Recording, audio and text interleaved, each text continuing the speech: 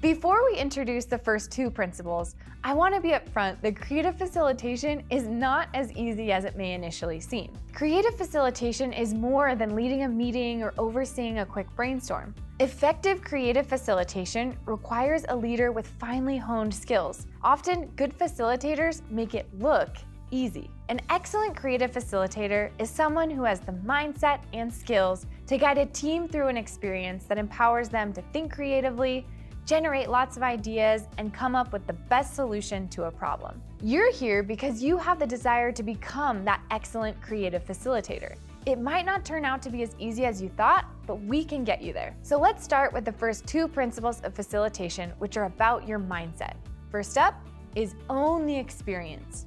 In order to own the experience, you need to know the three main roles involved when collaborating in a creative session: the sponsor, the facilitator, and the participants. A sponsor is someone who owns the objectives and the outcome. In other words, the sponsor is the person who makes the final decision on how to move forward.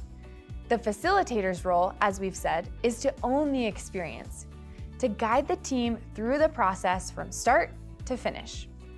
The role of a participant is to own the content, which in this case means to bring their unique knowledge and expertise to the session to generate lots of ideas. For this pathway, we'll operate under the assumption that you're acting as both the sponsor, the person who holds decision-making power, and the facilitator, which is often the case.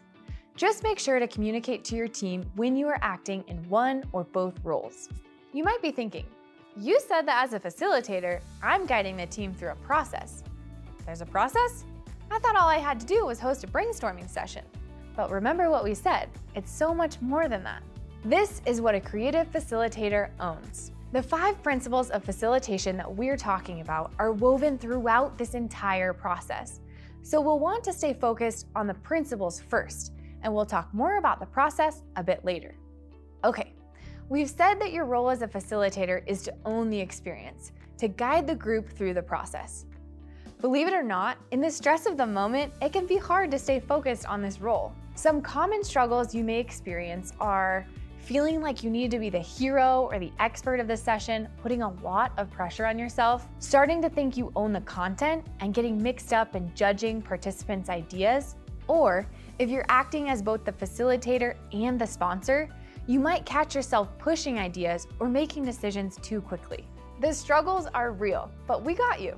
If you find yourself getting mixed up, here are some things you can do to bring yourself back into the mindset of a creative facilitator. Instead of trying to be the hero or the expert, take a step back and observe the group. Ask yourself, how can I best serve them?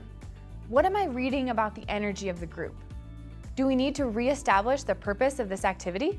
Instead of judging participants' ideas, tell the group what you're observing and guide them in a different direction. For example, I'm noticing that we're riffing off of one particular theme.